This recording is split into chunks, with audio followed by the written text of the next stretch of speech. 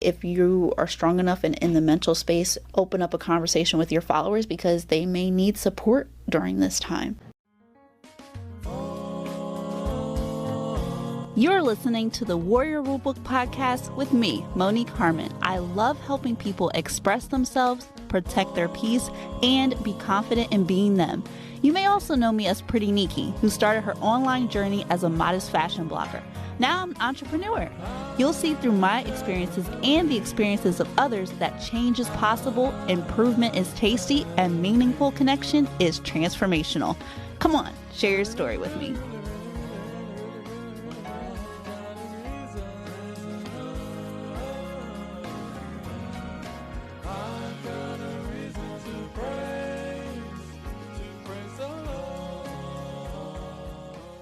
The stories and information presented in my podcast is not intended to take the place of medical advice from a healthcare professional. So any exercise, diet, health-related, mental health matters vary from person to person. So nothing in the podcast will be construed or used as a substitute for medical advice, diagnosis, or treatment. Any action taken based on the contents of this podcast or the resources is solely at your own discretion, risk, and liability. So this podcast is simply here to be encouraging, but you should definitely seek a healthcare professional for additional help. Now let's get on to the show. The conversations about police brutality haven't stopped. The conversations of racism haven't stopped. The world seemed to wake up in response to George Floyd being killed by a white police officer who put his knee on his neck after already putting him in handcuffs. Floyd wasn't a threat at all after being put in those handcuffs, and he still died, not being able to breathe. To hear proactive ways to fight racism, you can go back and listen to episode 17. Just this past Friday, another black man was shot and killed after he failed a sobriety test in a Wendy's drive-thru. He managed to take a taser from police and resisted arrest.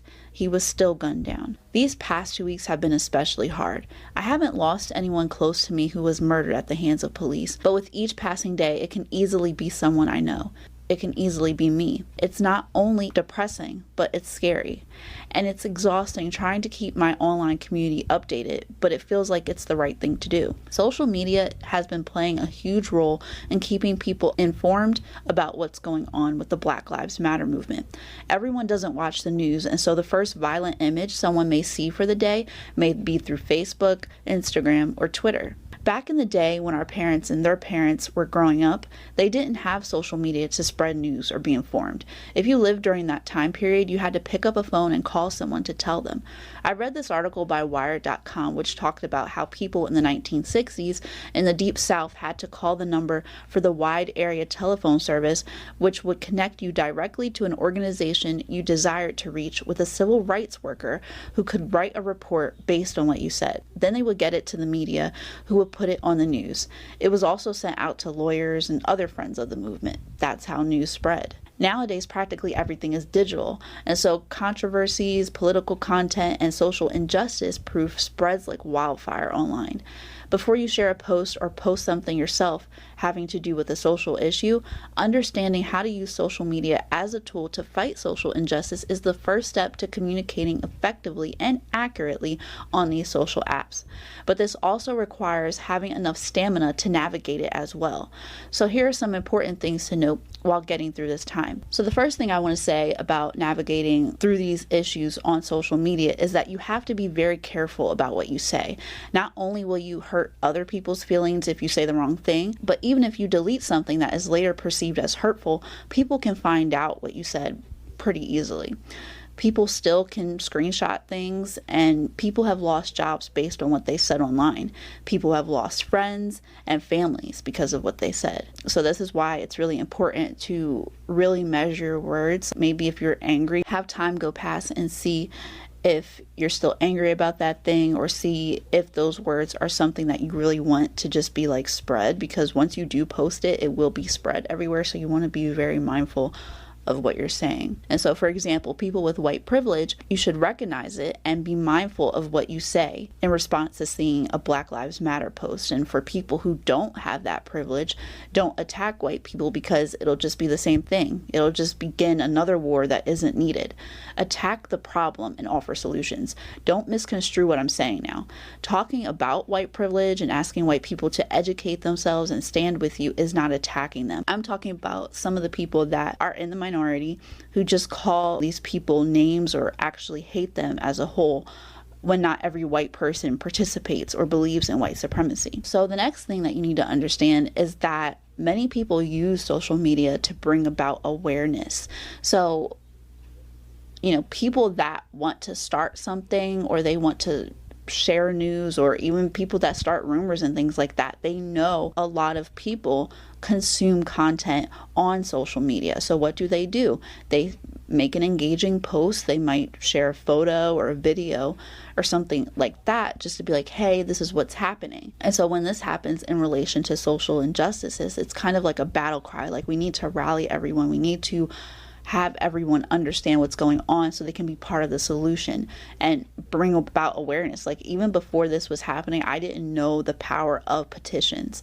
And now I really understand, how important they are to get like-minded people together and have them contribute their signatures in order to get actions that they want to go over. So it's like forming an army for the cause. Pictures, videos, words. You want to add context to what's happening. A lot of people may just share a video, but it may not entice viewers or audiences to pay attention to what's happening. They might easily scroll past it. And so this is why captions are very important. Maybe share your feelings about what's happening and how you hope to come to a solution. Provide a call to action. Ask your followers to sign a petition. Ask your followers to get involved. Talk about how you're going to pray for these families and things like that. So that way you are starting a conversation. If you are strong enough and in the mental space, open up a conversation with your followers, because they may need support during this time. So that's a few ways that you can use different social media posts to spark discussion and to spark solidarity. And I teach this in my social media course. They provide context. They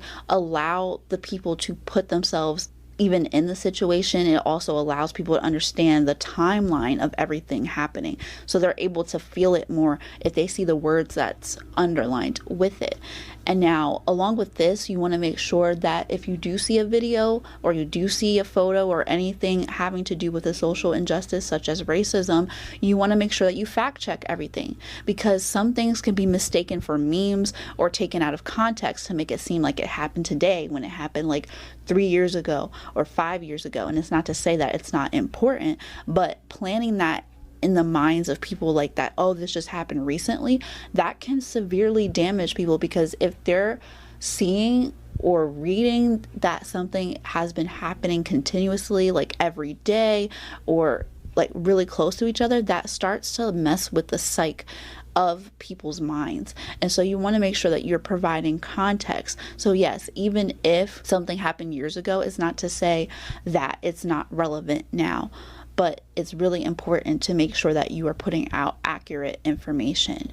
I would say go to qualified sources. And also, if you see your friend post something that's kind of out of line or kind of crazy, then it's good to send them an article. Maybe they didn't fact check it before. You could use a fact checking website such as Snopes.com. I use Snopes.com a lot, actually, to fact check a lot of stories. I also cross-reference different news stories as well. Of course, we're always going to slip up here and there, but as long as you come back and show your updated information, that can also be very helpful for people fighting this type of disease. So try to go to people that are known to share correct information versus just seeing a random video or picture online. The next thing I want to talk about is burnout. So I think the symptom of having multiple passions is that you can be more susceptible to burnout. And so burnout means you're stressed, you're just overwhelmed, and you don't feel like you're doing anything right. Me, as a person that has experienced burnout a few times before, I didn't expect to feel it these past 2 weeks, because I normally feel it from my work, because I just be in so many places at once. I wear a lot of hats, and so I'm used to experiencing burnout from that. And I was actually doing pretty well trying to prevent future burnouts by taking more breaks and taking more me time. But it was just, these past 2 weeks have just been really rough, and it's really sad. And I was just trying to share updated information. I tried to share proactive solutions. I tried to educate myself in the meantime. And just seeing so many negative images online, like even though people are saying that they're in solidarity with us, it was kind of hard, because then you start falling down the rabbit hole of seeing a very negative comment, and you're trying to see how are other people responding, and you're trying to see, like, can people really think this way? Can some people really be this ignorant on basic human rights, saying like, oh, like if you try to object the police, like you just need to listen to the police in every instance. The police aren't always right. Like, I am not using this episode or this platform to talk about police and say like that they're all wrong. I'm not saying that at all, but I'm just saying like some of the ones that are definitely in question, you can still assert your rights. You have to do it with respect and clarity, but it's even hard to even offer that as a solution, because some people try to explain things to the police and they still get shot down. So it's really hard. And it's like, what do you even say, to combat that? Like, some people are saying like, the police was right in this instance, or the police was right in that instance, when they clearly weren't. They clearly were abusing their power. It's just really tough to watch, and it's really tough to see how other people are just so ignorant to it. I just think the basic way to ensure that you're saying the right thing is, if that was happening to you, would you be like, oh yeah, the police is right, I was completely wrong? If you're a white person and you try to resist arrest, or you try to just like talk things out or something like that with the police and still got handcuffed, or you still got shot, is the police right in that instance? It's just things like that that are really hard to watch online. People in power, people abusing their authority just to hurt others. People are just trying to explain their side of the point. Not everybody is being violent. Not everybody is abusing their authority, but it's just being careful of that, because social media can also twist that as well. So it's like, it's really important to fact check by using other online resources and not just primarily social media. But it's just been really hard, like, because like you just want to keep reading the comments, and you just want to see what other people are saying, and then you want to see what your friends are saying, the ones that haven't said anything since the movement happened, and you're just wondering where their headspace at. And it's just a lot. And it's like, I had to look at myself, because it's exhausting. Like, I've been taught in church not to judge other people, and I felt myself starting to fall in that, and I had to like get out of that, because it's not healthy for me, and it's definitely not the right thing to do. I need to be looking inside of me and seeing what prejudice have I learned or have I picked up from other people, and I started projecting it on other people. I have to be aware of that so I can stop that. I also have to be aware of people that say racist things or say derogatory things and get away from them. Definitely call them out on it, but also just limit the time that I'm around them, because it just doesn't make sense for people to say anything that comes out of their mind, especially if they're not equipped to handle it themselves if it was to happen to them. I need to make sure that calling out people, even when they do subtle racism, like subtle racism was the hardest thing to address for me, because I'm just like, would anybody believe me? Would they even see it? Would the people that said it, would they believe me? It's a lot. It's a lot to think about. I don't have any time to be looking at what anybody else is doing or what anybody else is saying. They're saying something that is disrespectful to me, then I need to rectify that with them. I brush off a lot of things. So many things that I can't even tell you guys about. I feel like specifically with this issue of racism, it needs to be addressed. It needs to be said, especially if it happens to me, especially if it happens to my friends. I think it'd be important, maybe to use body language, or talk about body language, or talk about the way somebody said something or what the person said. Maybe that can shine light on the subtle racism, because some people know that they're doing and other people may not notice. Because I actually just finished watching American Son. It's a great movie on Netflix that I was checking out on, racism. And Kerry Washington, who actually played the character Kendra, she was basically calling out her husband, who was white, on different things that he said. Like, it was just so natural for him to say things. Throughout the movie, it really seemed like he had no idea of the kinds of things that he was saying. Like, he just literally seemed oblivious to everything. So you do have cases like that where people just don't know what they're saying at all. And so using those times as a teaching moment can help people progress from that and help people to be like, okay, I need to be careful about what I'm saying. I need to check this out with a Black person or whoever is being targeted at that moment and be like, hey, like, what's wrong? Is like, be like, is this okay to say? Or if it's not, tell me why. Because we're not aware, we're not perfect. And so those are the things that I've just been thinking about, like navigating through social media, because it can be definitely, I'm not even trying to be corny, but it can be a wild west out there. And if you're not aware of how to proceed through it, it can really take an emotional drain on you. And I'm still working on that. You know, like my career, a big chunk of my career is on social media. And so it's like I face these things every day.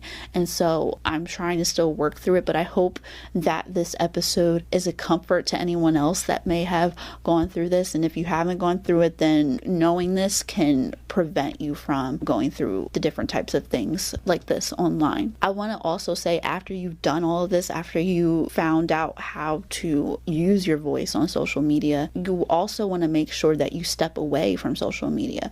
You know, I'm not on social media 24/7 because it'll definitely take a lot out of you. So you have to refuel yourself. If you believe in God, pray. I listen to my pastor when I need to recharge. I also watch happy videos. I don't want to watch sad things all the time. So it's good to take a break and invest in yourself and invest in what you're doing, because you can't be a help to anybody. You can't be a help to any of your platforms if you're drained yourself, if you are burned out yourself. So thank you guys for listening to this episode of the Warrior Rulebook podcast. And if you have any solutions that you found to be amazing for yourself, feel free to share them with me in a review or underneath my post of this episode, which will be episode 19. So when I post this on Facebook and Instagram and Twitter and LinkedIn, feel free to leave your input there as well. Thank you so much for tuning in to the Warrior Rulebook podcast. If you like what you heard, share it with a friend and join me over at the Warrior Rulebook Podcast Insider Group on Facebook. And don't forget to follow me on Facebook, Instagram, and Twitter for more tips on how to be resilient in this world.